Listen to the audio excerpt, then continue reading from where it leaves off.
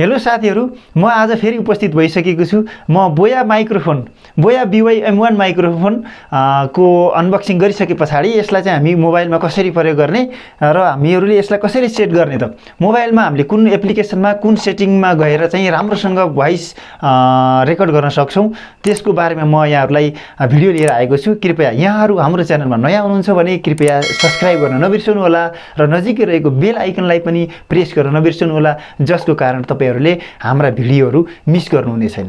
त्यसै गरेर आज चाहिँ म तपाईहरुलाई यसका हरेक पार्ट्सहरुलाई चाहिँ कसरी प्रयोग गर्ने, कसरी सेट गर्ने अनि मोबाइलमा एन्ड्रोइड एप कुन एप्लिकेसनमा राखेर हामीले यसलाई चाहिँ प्रयोग गर्ने भन्ने कुरा चाहिँ सम्पूर्ण को बारेमा यो भिडियोमा मैले जानकारी दिनेछु। कृपया यो भिडियोलाई अन्तिमसम्म हेर्नुहोला र अब चाहिँ हामीहरुले यसको इक्विपमेन्टको बारेमा, यसलाई कसरी सेट गर्ने भन्ने कुरा म भिडियोतर्फ लैजान चाहन्छु। त साथीहरु, म बोया BY-M1 माइक कसरी सेट गर्ने, यसमा हामीहरुले इक्विपमेन्टहरु कसरी युज गर्ने भन्ने कुराको बारेमा तपाईहरुलाई देखाउन गइरहेको छु। र सर्वप्रथम चाहिँ मैले यो बोया BY-M1 माइक वामी टक्सरबाट अनुप भाइको मोबाइल पसलबाट खरिद गरेको थिएँ र यसको अनबक्सिङको भिडियो पनि यहाँहरुलाई मैले देखाइसके र यो अत्यन्तै लामो छ, यो करिब 1.5 मिटर जति लामो यो माइक्रोफोन रहेको छ तलदेखि माथिसम्म। र यहाँहरुलाई मैले आज स्पेशल रूपमा चाहिँ यसलाई हामीहरुले मोबाइलमा कसरी युज गर्ने, कसरी कनेक्ट गरेर रेकर्ड गर्ने भन्ने कुराको बारेमा जानकारी दिन गइरहेको छु। र विशेष गरेर यसमा चाहिँ 3 वटा भाग रहेका हुन्छ। एउटा चाहिँ माइक्रोफोन, एउटा चाहिँ बीचको ह्यान्डल क्याप रहेको छ, यो बक्स रहेको छ, र अर्को चाहिँ तलपट्टि कनेक्ट गर्ने ज्याक रहेको छ। र मेन गरेर यो हाम्रो चाहिँ माइक्रोफोन यो रहेको छ, यसमा चाहिँ हामीहरुले एउटा मेटलको क्याप दिएको हुन्छ। यो मेटलको क्याप हामीहरुले यसमा राम्रोसँग फिट गर्नुपर्ने हुन्छ, यसरी फिट गर्ने।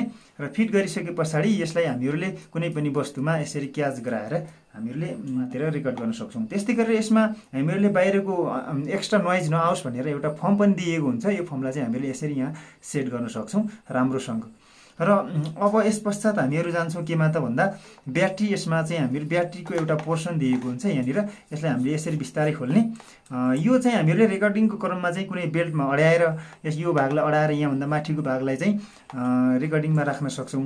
र यहाँ भित्र मेन कुरा रहेको छ के त भन्दा ब्याट्री, त्यसपछि ब्याट्री हामीले यसमा कसरी राख्ने भन्ने कुरा यसमा मेन कुरा रहेको हुन्छ। यसमा चाहिँ एउटा ब्याट्री दिएको हुन्छ, यो सेटसँग यो ब्यागसँगै दिएको हुन्छ। यसमा चाहिँ यो पछाडीको भाग चाहिँ पोजिटिभ र यो चाहिँ नेगेटिभ अथवा यो प्लस यो माइनस रहेको हुन्छ। अगाडिपट्टिको यो सानो यो घेरो भित्रको माइनस रहेको हुन्छ। र यसलाई चाहिँ हामीले यसमा बिस्तारै यो रेशमको फिता भएको उसलाई चाहिँ बिस्तारै यहाँ भित्रबाट यसमा सेट गर्ने।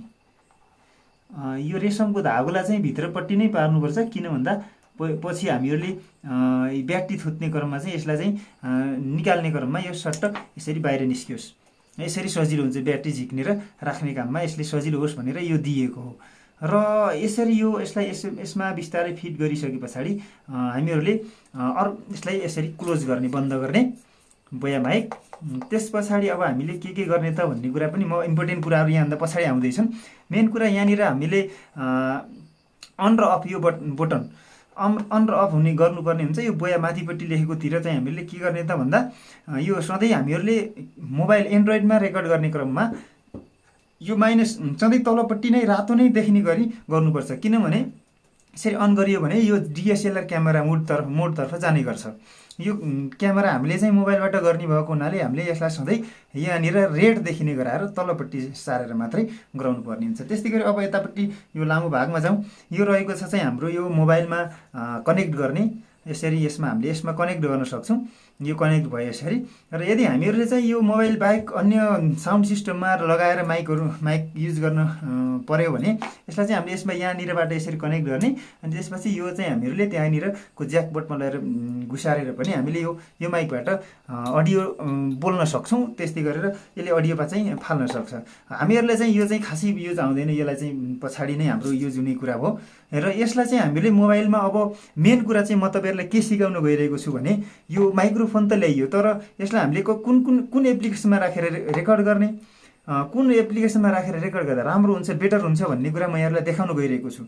र के त भन्दा सर्वप्रथम त सुरुमा तपाईहरुले मोबाइलमा प्ले स्टोरमा गइसकेपछि एउटा ओपन क्यामेरा भन्ने एप्लिकेसन छ, त्यसलाई डाउनलोड गर्नुस्। जस्तो मैले यहाँ डाउनलोड गरिसकेको छु। ओपन क्यामेरा यहाँ आइसक्यो र यसलाई चाहिँ खोल्नुस्। खोलिसकेपछि यहाँनिर यो हाम्रो रेकर्ड गर्ने एप्लिकेसन हो, भिडियो रेकर्ड गर्ने, किनभने यसबाट राम्रो यसमा विभिन्न अप्सनहरू हुन्छन् र यसलाई चाहिँ हामीले सुरुमा यो ज्याक यहाँनिरबाट कनेक्ट गरौँ। कनेक्ट गरिसके पछाडि यो कनेक्ट भइसक्यो र यसरी कनेक्ट गरेर तपाईँहरूले अब कनेक्ट भइहाल्यो कि रेकर्ड गरिहालौँ भनेर चाहिँ यसले रेकर्ड नगर्नुहोस्, किन यहाँनिरको भित्र अप्सनहरू सेलेक्ट गर्नुपर्ने हुन्छ। अब हामीहरू यहाँ चाहिँ बिचमा के हामीले विभिन्न अप्सनहरू दिएका हुन्छन्। जस्तो हामीहरूलाई लाइटको कमी छ भने यसलाई चाहिँ हामीले प्लस प्लस प्लस गरेर यसलाई चाहिँ हामीले यसरी रेकर्ड गर्ने अप्सनमा लिन सक्छौँ। लाइटलाई चाहिँ राम्रो एक्सपोजर चाहिँ प्लस माइनस गराउन सक्छौँ होइन। यसलाई चाहिँ अहिले मैले यत्तिकैमा राखेँ। त्यस्तै गरी हाम्रो चाहिँ कहिले यो लाइट बढी कम हुने भयो भने यसलाई चाहिँ हामीले यसलाई एक्सपोजर पनि लक गरिदिन सक्छौँ, जसको कारणले गर्दा हाम्रो लाइटमा तलमाथि पर्दैन।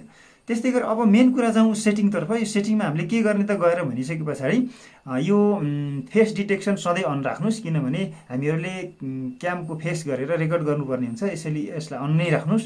त्यस्तै गरेर मेन कुरा चाहिँ हामी भिडियो रेकर्ड गर्ने क्रममा माइकबाट अडियो सोर्स कसरी लिन्छ त, र यसलाई चाहिँ हामीले के सेटिङमा राख्नुपर्छ भन्ने कुरा। यसले चाहिँ भिडियो रिजोल्युसन तपाईँको इच्छाअनुसार राख्नुहोस्, तपाईँको फोनले कुन सपोर्ट गर्छ त्यो नै राख्नुहोस् होइन। मैले चाहिँ यति नै फुल एचडी नै राखेँ।